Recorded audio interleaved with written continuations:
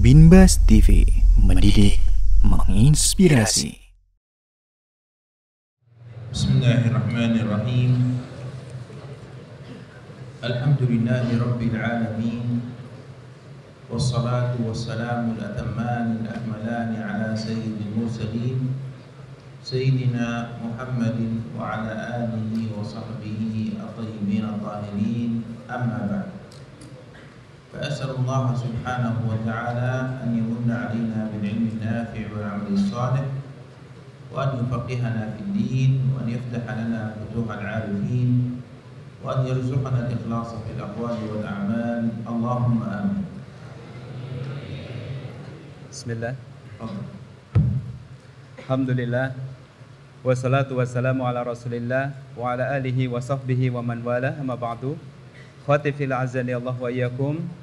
Setelah tadi Syekh Labib hafizahullah taala memulai dengan memuji Allah Subhanahu wa taala, kemudian beliau juga bersalawat atas baginda Nabi Muhammad sallallahu alaihi wasallam dan juga para sahabatnya. Kemudian beliau berdoa kepada Allah Subhanahu wa taala agar supaya kita diberi ilmu yang bermanfaat, kemudian amal soleh, dan diberikan kepada kita kefakihan dalam masalah agama Islam ini, dan juga dibukakan futuhal arifin, dan diberikan kepada kita semuanya keikhlasan dalam beramal, baik perbuatan maupun perkataan. Allahumma amin. Ayyuhal ikhwal kiram, hadha darsun ilmi amali. Khawati fillah, pelajaran ini adalah pelajaran ilmiah yang sekaligus sebagai amali atau praktek. Nah, Haula kayfiyat taghsil al-mayyit wa kayfiyat takfin al-mayyit. Yaitu pelajaran tentang bagaimana tata cara penyelenggaraan jenazah, mulai dari memandikan kemudian mengkafaninya. Arju an yakuna hadha ad-dars nafi'an li wa lakum fid dunya wal akhirah. Allahumma amin. Kita berharap mudah-mudahan pelajaran ini bisa bermanfaat bagi antum semuanya, bagi kita semuanya, baik di dunia ini maupun di akhirat kelak. Walidzalika qabla an abda fi bayani taghsil al-mayyit wa takfin al-mayyit 'amaliyan sa'ashrahu al-masail al-muta'alliqa bidzalik. Oleh karena itu, sebelum kita memulai mempraktekkan bagaimana tata cara memandikan mayit dan juga mengkafanin mayit, maka di sini beliau menjelaskan bahwasanya beliau akan menjelaskan beberapa teori atau tata cara berkaitan dengan penyelenggaraan mayit tersebut. Al-wajibu alaina barakallahu fikum nahwa al-mayyit arba'atu asya'. Bagi kita, barakallahu fikum, kita memiliki 4 kewajiban terhadap mayit. Nah, hiya al-ghuslu wat-takfinu was-salatu alaihi wad-dafn. 4 kewajiban tersebut yaitu yang pertama adalah memandikannya, kemudian yang kedua mengkafaninya, dan yang ketiga menyolatinya, dan yang keempat adalah menguburkannya. Wa hadhihi al-ashya'u al-arba'ah tajibu 'alaina wujuban kifaiyan. Keempat kewajiban ini wajib dilakukan oleh kita dan hukumnya adalah fardu kifayah. Ay idza qama biha al-ba'du saqata al-ithmu 'anil baqi. Artinya apa? Apabila sebagian kaum muslimin telah melaksanakan kewajiban tersebut, maka kaum muslimin yang lain yang tidak melaksanakan kewajiban itu tidaklah berdosa. Wa taghsilul mayyit wa huwa mawdu'una al-yawm lahu kayfiyatan. Dalam memandikan mayit, yang memandikan mayit ini adalah maudhu' dari pembahasan kita. Ini ada 2 tata cara. Al-kayfiyatul ula hiya al-kayfiyatul wajibah. Yang pertama adalah kaifiyah atau tata cara yang wajib dilakukan ketika memandikan mayit. Wa dzalika bi an yu'ammama badanul mayyit bil ma' ba'da izalati an-najasati al-'ainiyah. Yaitu yang pertama adalah dengan cara menyiramkan air ke seluruh tubuh si mayit setelah kita membersihkan kotoran-kotoran atau najis yang ada di dalam atau di badan mayit tersebut. Wan niyyatu fi taghsilil mayyit laysat wajibatan bal mustahabbah. Dan niat dalam memandikan mayit ini hukumnya bukanlah wajib, ya. Hukum berniat ketika memandikan mayit tidaklah wajib, akan tetapi hukumnya adalah mustahab atau sunnah. إذن تعلم من هذا أن تغسيل الميت ليس صعبا. إذا كنت لا تعرف الكيفية المستحبة يكفي أن تعم بدنه بالماء بعد إزالة النجاسة العينية إذا كانت عليه. Oleh karena itu dalam memandikan mayat ini bukanlah sesuatu yang sulit, ya, sesuatu yang mudah. Kalau misalnya kita tidak mengetahui tata cara yang sunnah, maka kita cukup memandikan mayit dengan menyiramkan air ke seluruh anggota tubuh mayit tersebut. وأما الكيفية المستحبة فيمكن أن نذكرها بخطوات.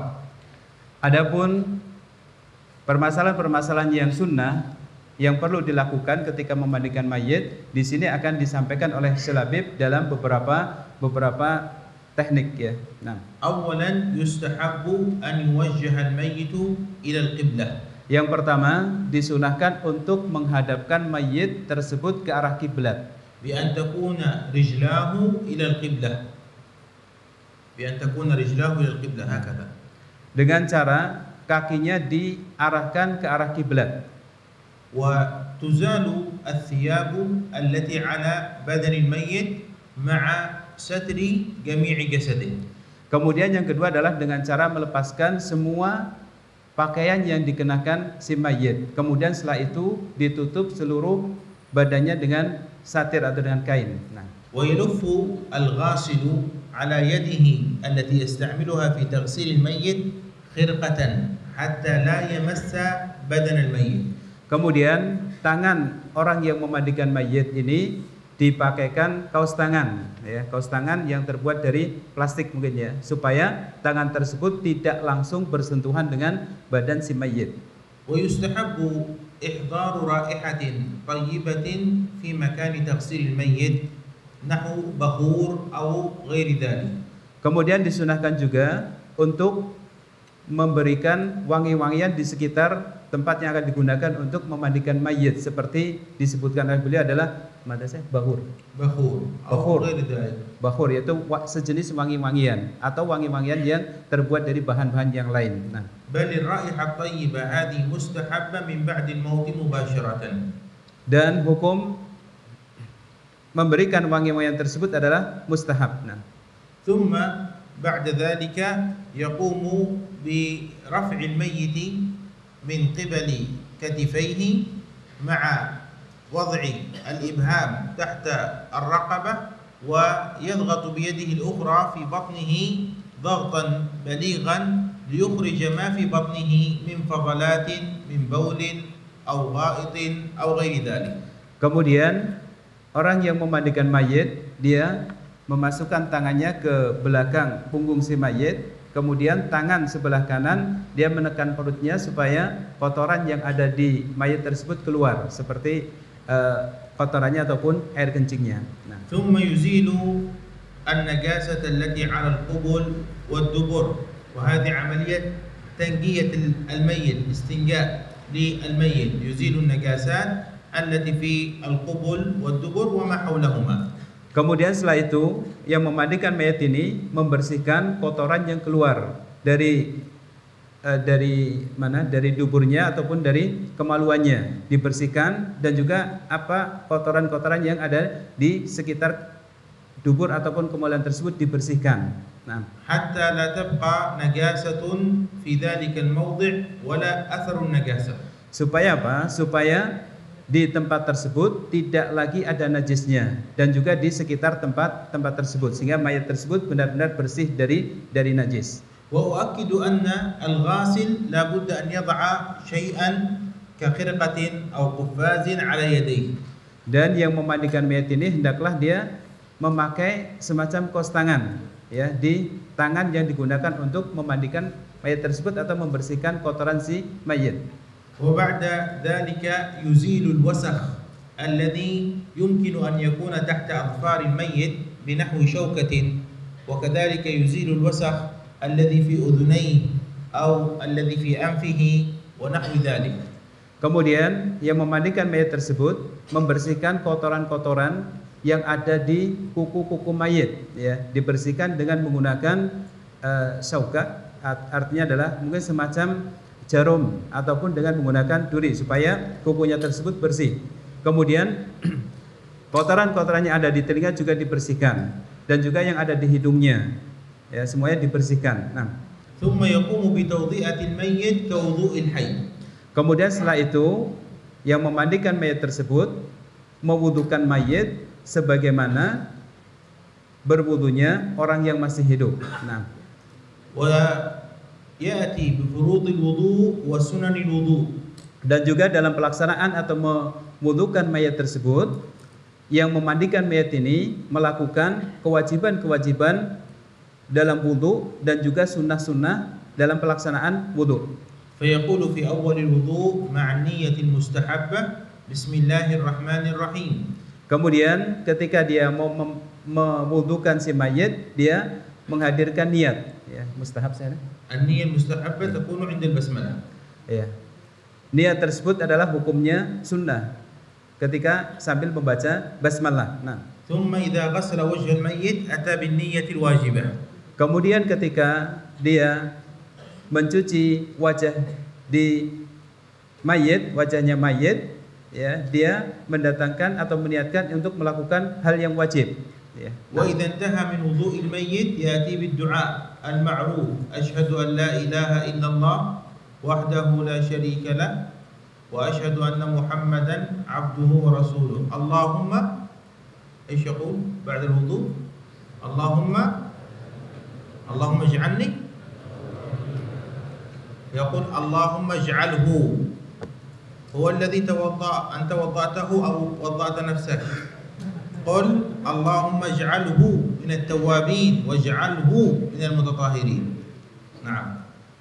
Kemudian setelah selesai mewudukan mayit tersebut, ya, dia membaca doa dengan doa yang sudah ma'ruf, yang biasa kita bacakan ketika berdoa setelah berwudu. Asyhadu an la ilaha illallah wahdahu la syarikalah wa asyhadu anna Muhammadan abduhu wa rasuluh. Kata sana. Na'am. Kemudian menambahin doa dengan Allahumma ja'alhu minat tawabina waj'alhu minal mutatahhirin.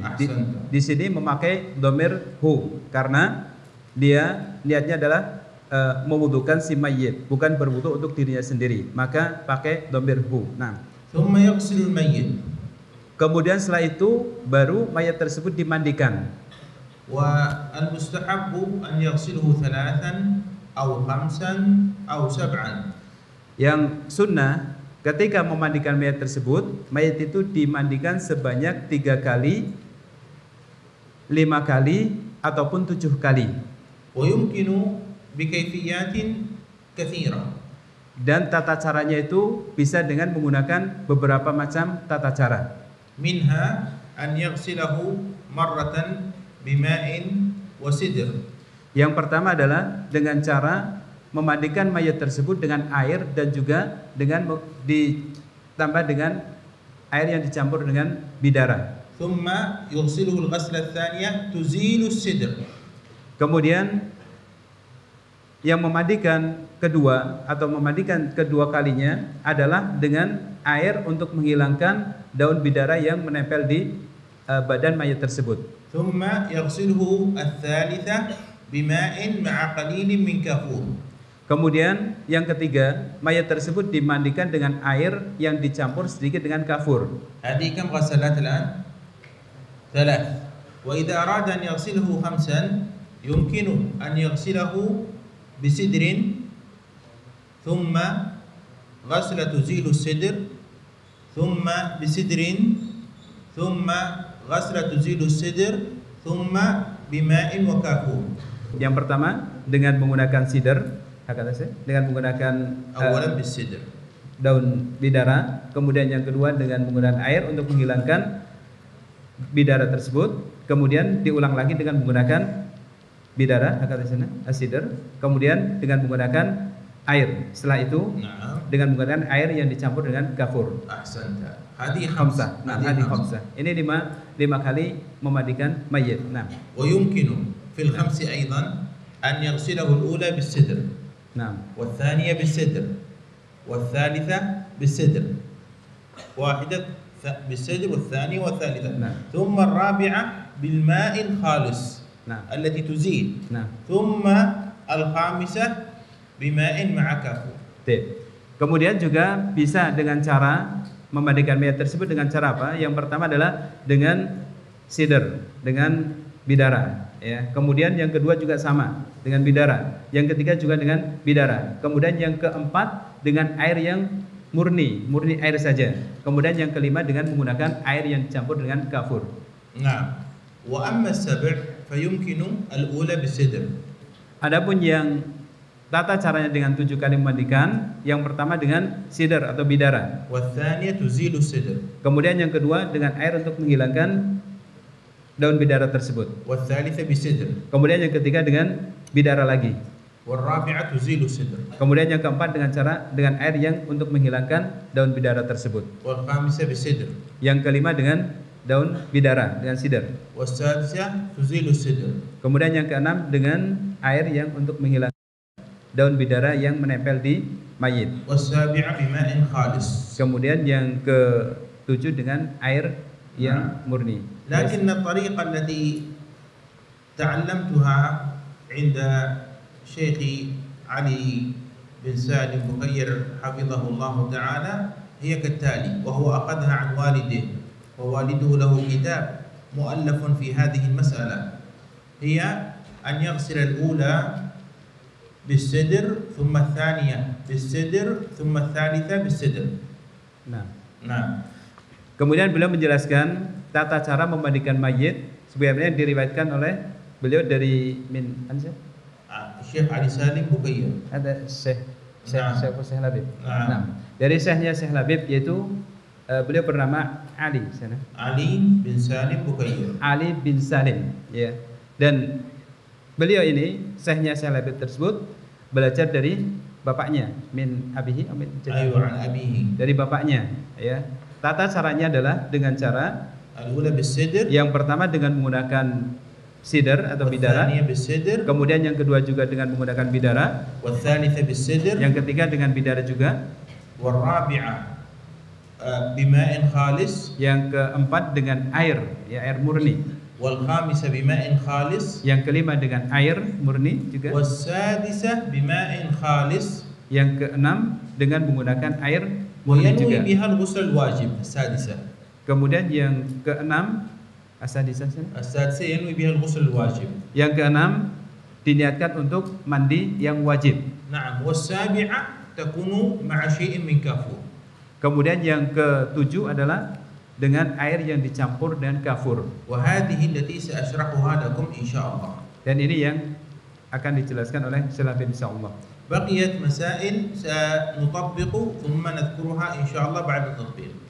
Kemudian tinggal kita praktek bagaimana cara memandikan mayit, dan setelah itu akan dijelaskan kembali beberapa permasalahan. طبعا يستحب بعد إكمال تغسيل الميت أن تأتي بالدعاء مرة أخرى. أشهد أن لا إله إلا الله وحده لا شريك له وأشهد أن محمدا عبده ورسوله اللهم اجعله من التوابين واجعله من المتطهرين. Kemudian setelah kita selesai memandikan mayat tersebut, kita juga membaca doa sebagaimana doa wudu, yaitu asyhadu an la ilaha illallah wahdahu la syarikalah wa asyhadu anna muhammadan abduhu wa rasuluh Allahumma ja'alhu minat tawabina wa ja'alhu minal mutatahhirin. Nabda'u tatbiqna.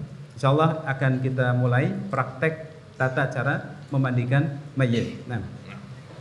Al-aslu barakallahu fiikum أن المستحب أن الميت لا يوضع هكذا وإنما يوضع بهذا الشكل حيث تكون القدمان إلى القبلة بهذا الشكل.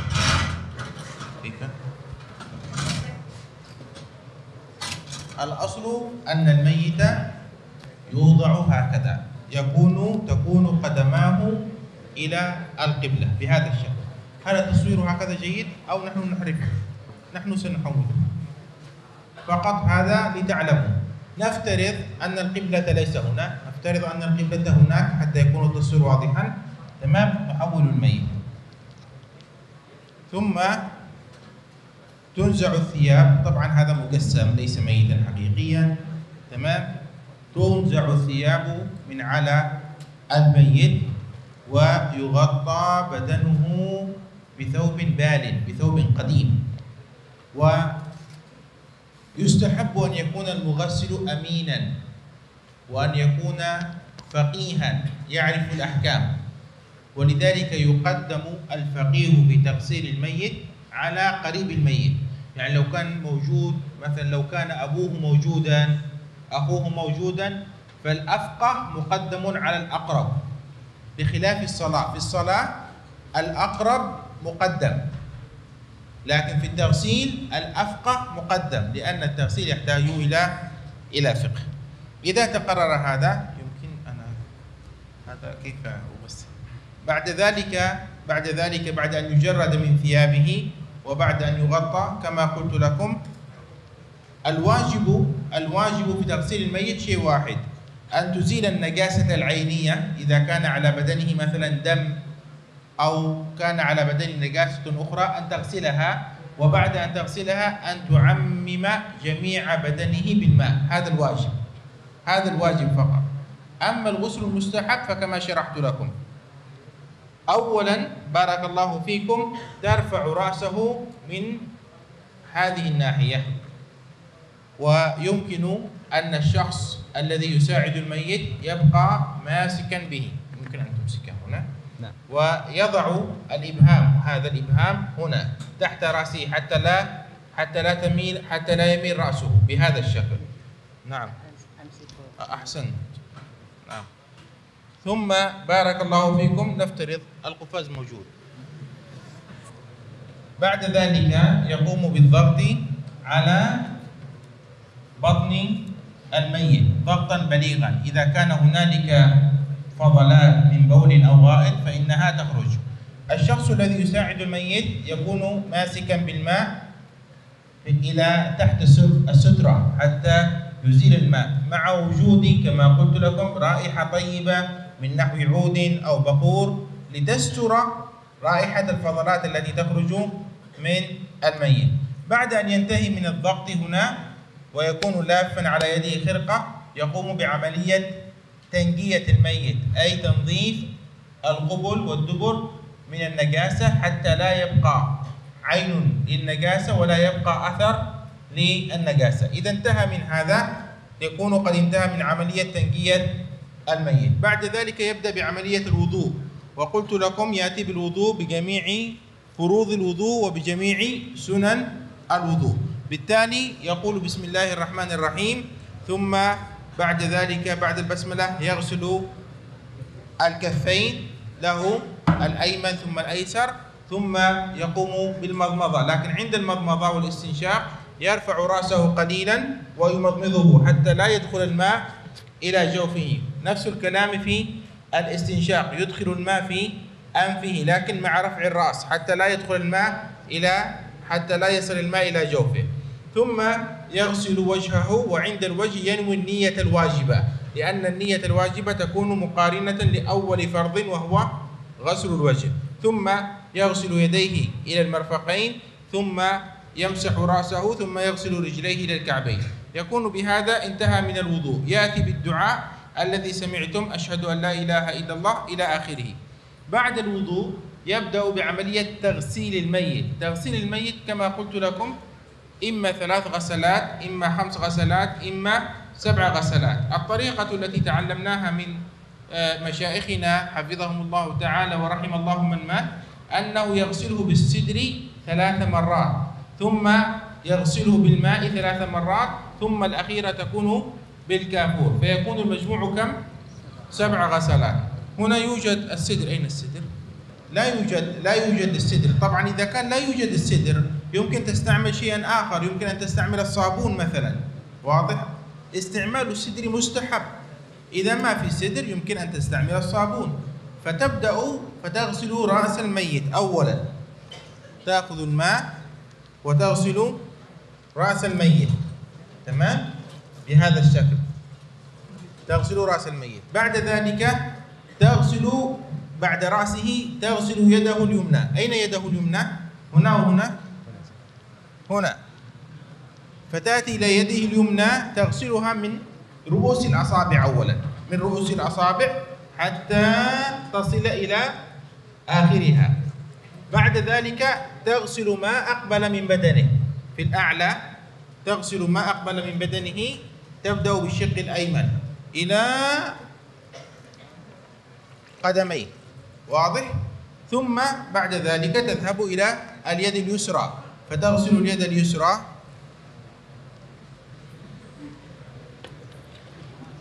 من رؤوس الأصابع كذلك إلى الكتف، ثم تغسل ما أقبل من شقه الأيسر إلى أصابع قدميه. هذا تغسيل الميت فيما كان ظاهرا. ثم بعد ذلك تضم إحدى الرجلين إلى الأخرى بهذا الشكل، وتقوم بوضعه على جنبه الأيسر، ثم تغسله من الخلف، تغسله من الخلف، واضح؟ تغسله من الخلف هكذا بهذا الشكل إلى أطراف، إلى كعب القدم. ثم العكس، تضعه بهذا الشكل، تغسله من أعلى جسده إلى الكعب بهذا الشكل، واضح؟ تكون بهذا قد غسلته الغسلة الأولى التي هي بماذا؟ بالسدر. ثم مرة أخرى تعيد فتغسله بالسدر بنفس الطريقة، تبدأ بالرأس، ثم باليد اليمنى من أطراف الأصابع، ثم تغسل ما أقبل من الشق الأيمن، ثم باليد اليسرى من أطراف الأصابع، ثم ما أقبل من الشق الأيسر، ثم تضعه على الجنب الأيسر فتغسله من الخلف، ثم تضعه على الجنب الأيمن فتغسله من الخلف، غسلة ثانية. ثم غسلة ثالثة بنفس الطريقة. هذه كم غسلات؟ 3 غسلات كلها بالسدر. ثم بعد ذلك تغسله الغسلة الرابعة غسلة تزيل السدر الذي عليه أو الصابون الذي عليه، ثم تغسله غسلة خامسة، ثم سادسة. في السادسة هذه تنوي أنها الغسلة الواجبة، في السادسة تنوي أن هذه الغسلة الواجبة التي يسقط بها الفرض. ثم الغسلة السابعة تستعمل فيها الكافور. هذا الكافور يفتح، توضع قطعة أو قطعات يعني قليلة ليست كثيرة مع الماء، ثم هذا الماء يستعمل فيغسل به الميت الغسلة السابعة. بهذا تكون قد أتيت على تغسيل الميت ب7 غسلات. فهمنا أو لا؟ هذا تطبيق لما شرحناه لكم قبل قليل بالجانب النظري. بعد أن تنتهي من تغسيل الميت تأخذ خرقة نظيفة فتنشف جسده، تقوم بتنشيف جسد الميت حتى لا يبتل الكفن، ثم تفرش الكفن الميت. الآن يمكن أنا، ثم بعد ذلك إذا أحتاج إليه اجلس قريبا مني هنا، تمام؟ ثم بعد ذلك بارك الله فيكم تضع الكفن. الرجل يستحب أن يكفن ب3 أثواب تكون بيضاء عراض ليس فيها قميص ولا عمامة.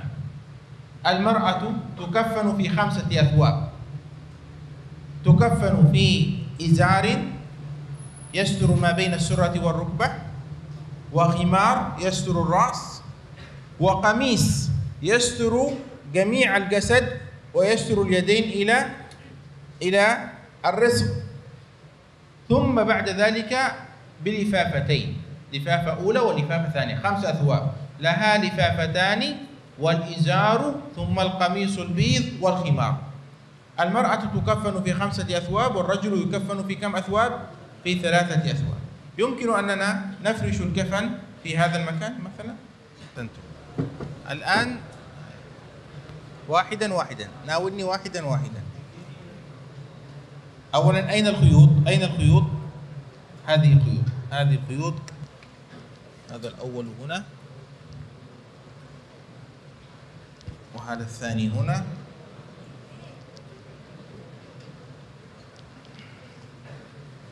وهذا الثالث هنا،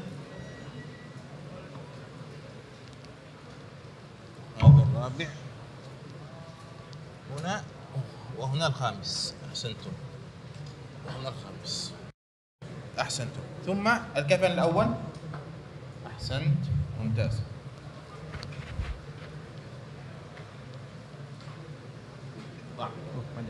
الثاني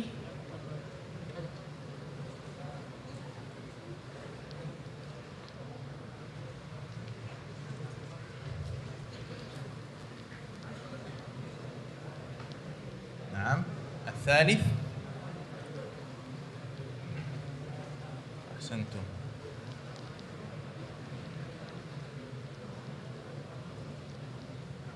نعم.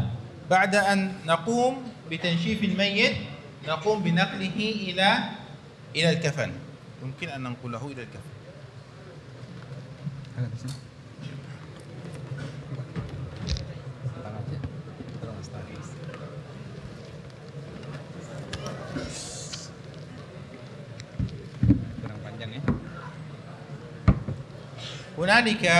هنالك شيء يسمى الحنوط. يوضع الحنوط، هذا نبات له رائحة طيبة.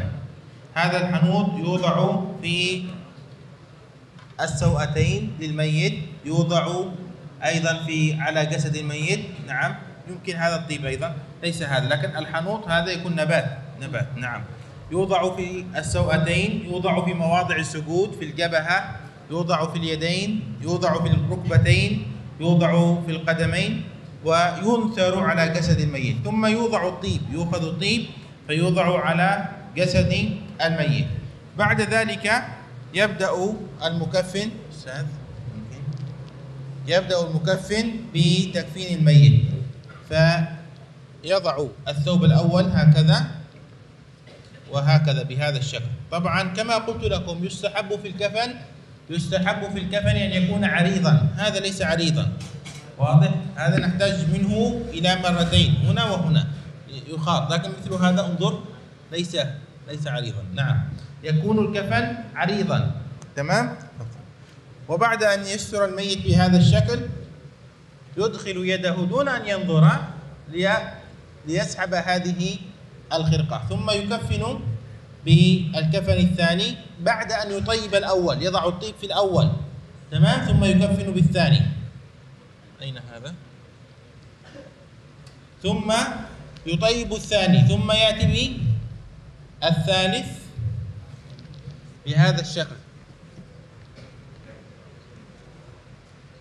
نعم، أحسنتم، بهذا الشكل. الآن صار الكفن جاهزا. ثم يربط، يمكن أن تربط هذا في الأسفل، في الأسفل. أحسنت. نعم، يمكن أن تربط أستاذ رحمين، يمكن أن تربط في الأعلى. نعم. عندك. نعم، أحسنت.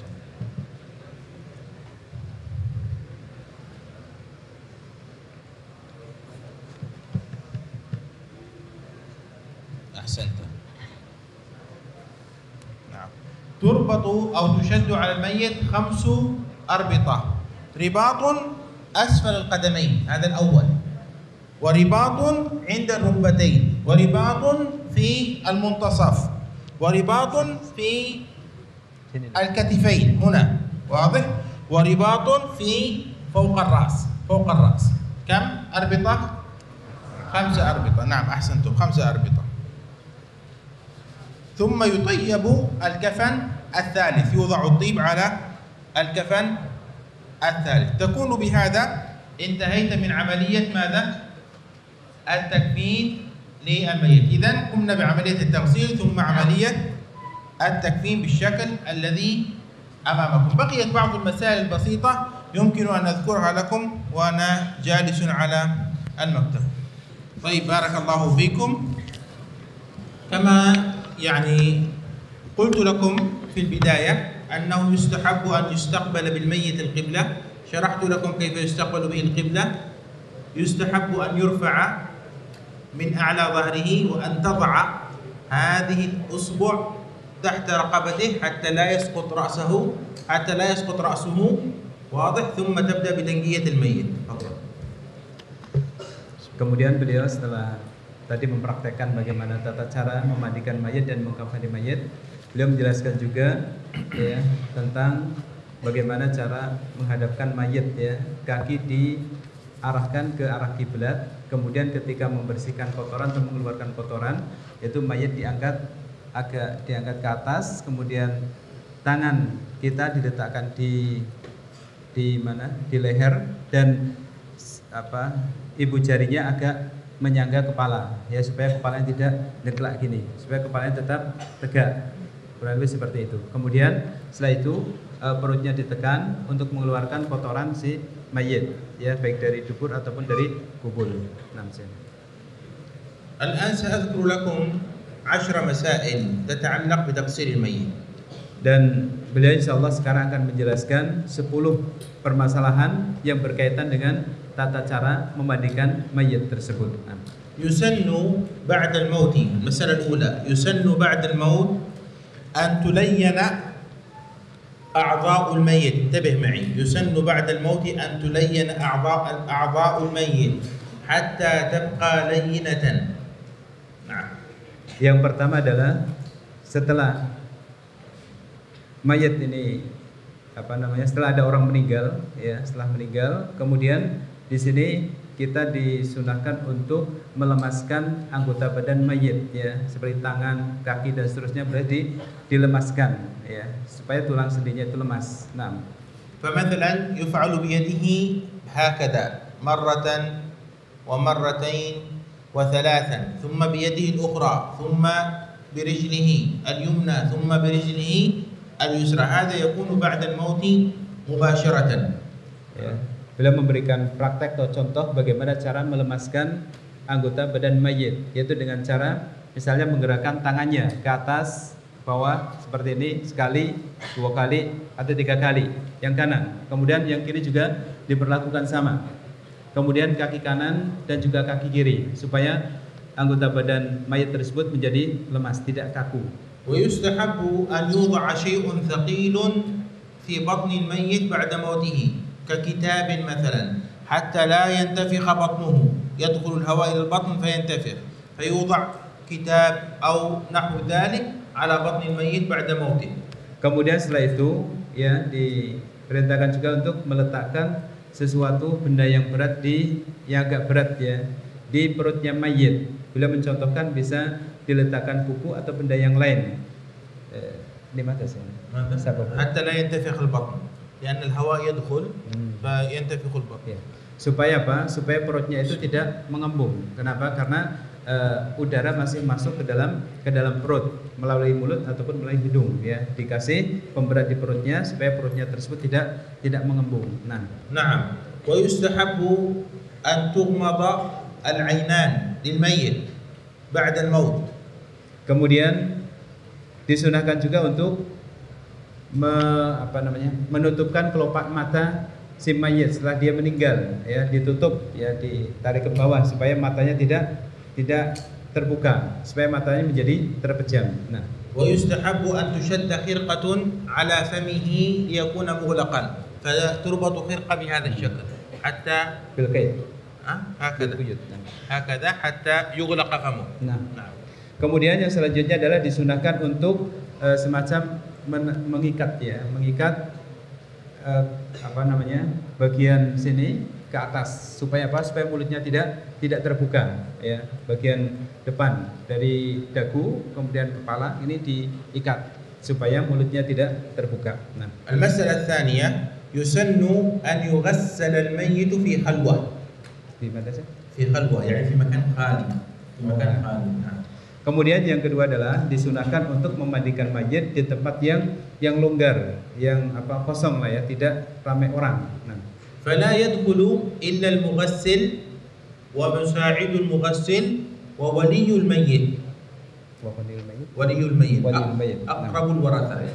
Dan tidak boleh masuk ke tempat yang digunakan untuk memandikan mayit kecuali yang pertama adalah orang yang memandikan.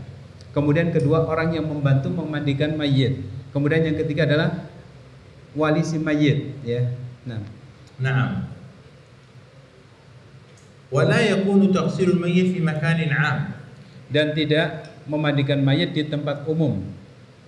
المسألة الثالثة أن الأفقه مقدم في تغسيل الميت على الأقرب. Kemudian masalah yang ketiga adalah orang yang paling faqih itu yang lebih didahulukan untuk memandikan mayit, bukan orang yang paling dekat dengan si mayit, bukan kerabat yang paling dekat, tapi yang memandikan adalah orang yang paling afqah, orang yang paling faqih dalam masalah tersebut. Nah, المسألة الرابعة العصبة يقدمون في تغسيل الميت على ذوي الأرحام. kemudian masalah yang selanjutnya adalah al-asabah, itu lebih didahulukan untuk memandikan si mayit daripada dawatul arham, من ذوي الأرحام. daripada dawil arham. فمثلا الأخ يقدم في تغسيل الميت على الخال. Contohnya adalah saudara laki-laki lebih didahulukan untuk memandikan mayit daripada pamannya, daripada paman khol sana ya. Min muqaddam ala الأخ يقدم على الخال. ala khol. Nah, نعم. saudara laki-laki lebih didahulukan untuk memandikan mayit daripada khol. Khol itu paman dari jalur ibu. Nah, أحسنتم. يجوز هذه المسألة الخامسة يجوز لكل واحد من الزوجين أن يغسل الآخر. kemudian masalah yang ke khamisah sana. هذه الخامسة. Ya. Masalah yang kelima adalah diperbolehkan bagi suami istri ya. Si istri memandikan suami atau sebaliknya, suami yang memandikan istrinya. لكن الأفضل أن الرجل يغسله الرجال والمرأة يغسلها النساء. Akan tetapi yang lebih utama, yang lebih afdal adalah laki-laki memandikan laki-laki dan perempuan juga memandikan perempuan. Nah, يجوز للرجل أن يغسل بنتا صغيرة لم تبلغ حد الشهوة. dan diperbolehkan bagi laki-laki untuk memandikan anak perempuan yang kecil, ya, yang belum mempunyai syahwat. يعني عمرها 3 سنوات مثلا. Umurnya misalnya 3 tahun ya, anak yang masih kecil lah, anak perempuan yang masih kecil, ini diperbolehkan bagi laki-laki untuk memandikannya. ويجوز للمرأة أن تغسل صبيا صغيرا لم يبلغ حد الشهوة.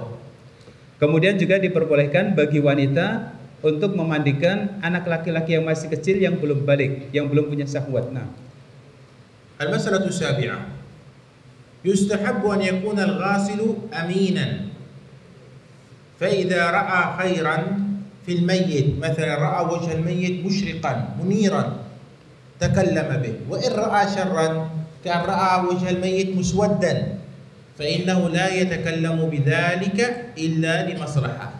kemudian yang ke-7, سابعة.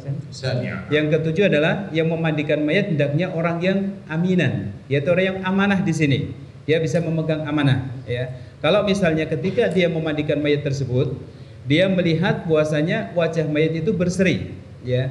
Wajah mayat berseri, maka dia diperbolehkan untuk menceritakan kepada orang lain. Akan tetapi kalau misalnya wajah mayat tersebut tidak berseri atau semacam kelihatan murung ataupun kelihatan gelap, ya, dia tidak boleh menceritakan kepada orang lain. Nah, المسألة الثامنة إذا كان شعر الميت طويلا أو كانت أظفاره كبيرة فإنه يكره أخذها، يكره أن يقص من شعره أو أن تؤخذ من أظفاره.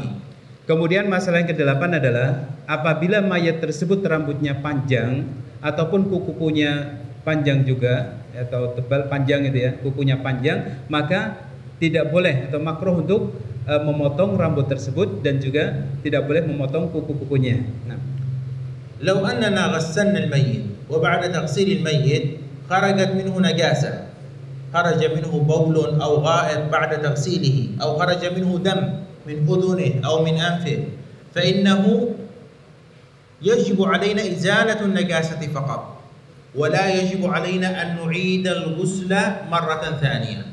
Kalau misalnya kita memandikan mayit, ya, setelah dimandikan kemudian mayat tersebut mengeluarkan kotoran atau air kencing, ya, kotorannya keluar, air kencingnya keluar, ataupun keluar darah dari telinga ataupun dari hidung, maka kewajiban kita adalah membersihkan najis tersebut. Tidak perlu mengulangi memandikan mayit yang sudah dimandikan tadi. Nah, المسألة العاشرة إذا تعذر تغسيل الميت بسبب ما، مثلا هذا الشخص مات محروقا، إذا غسلناه يتمزق تتساقط أعضاؤه.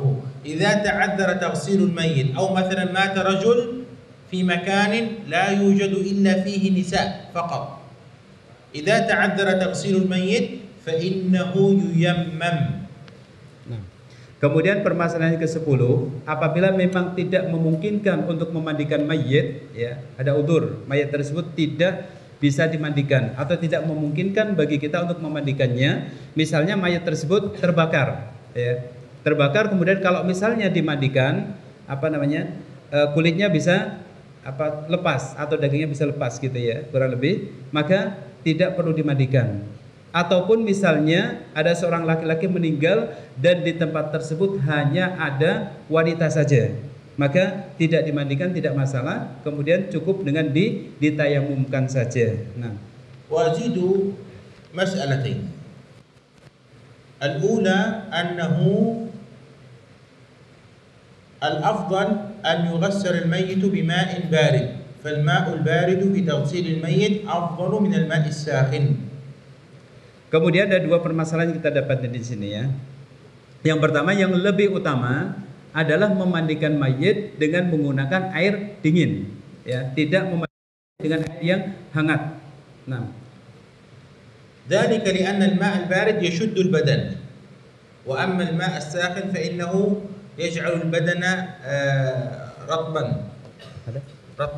يعني الماء الساخن يجعل البدن متراخي، الماء البارد يشد البدن. Kenapa demikian? Karena air yang dingin itu bisa mengencangkan badan, ya. Sementara kalau air yang panas atau hangat bisa membuat badan itu agak memuai dikit gitu ya. Sehingga lebih afdal digunakan air yang dingin.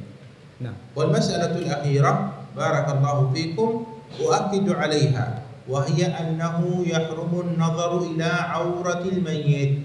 Kemudian permasalahan yang lain yang akhir sana. Ya, permasalahan terakhir adalah kita tidak diperbolehkan untuk melihat atau memandang aurat si mayit tersebut. Nah, وقد ذكرت هذه المسائل هنا في كتاب شرح متن أبي شجاع وهو مقرر عندكم في طلاب الصف الثاني تدرسونه، موجودة في معظم هذه المسائل موجودة في هذا الكتاب. Dan penjelasan tentang tata cara penyelenggaraan jenazah tersebut ada di dalam kitab muqarrar yang ada di Binbas ini, ya, muqarrar madrasah الصف الثاني كأنه صح. Ya, untuk kelas 2 ya, yaitu Fathul Qorib sana. Min Fathul Qorib. Syarh Matan Abi Syuja'. Ya, di sarah matan Abi Syuja' yang dipelajari di kelas 2 MA. Nah, ada ya? هذا أنا كتبته ليس كتاب قريب. Oh, laisa min كتابي هذا. Oh, nah. Ini adalah tulisan dari Syekh Habib sendiri yang ada di penjelasannya ada di sini. Ya, di sini kitab ini menjadi muqarrar atau sebagai mata pelajaran yang ada di kelas 2. Nah. Ya. Nah.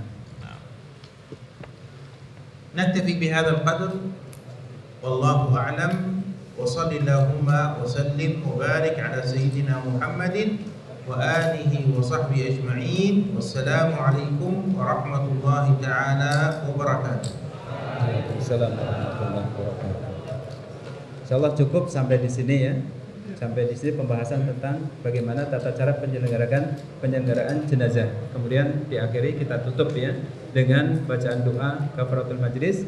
Subhanakallahumma bihamdika asyhadu an la ilaha illa anta astaghfiruka wa atubu ilaik. Wassalamualaikum warahmatullahi wabarakatuh. Waalaikumsalam.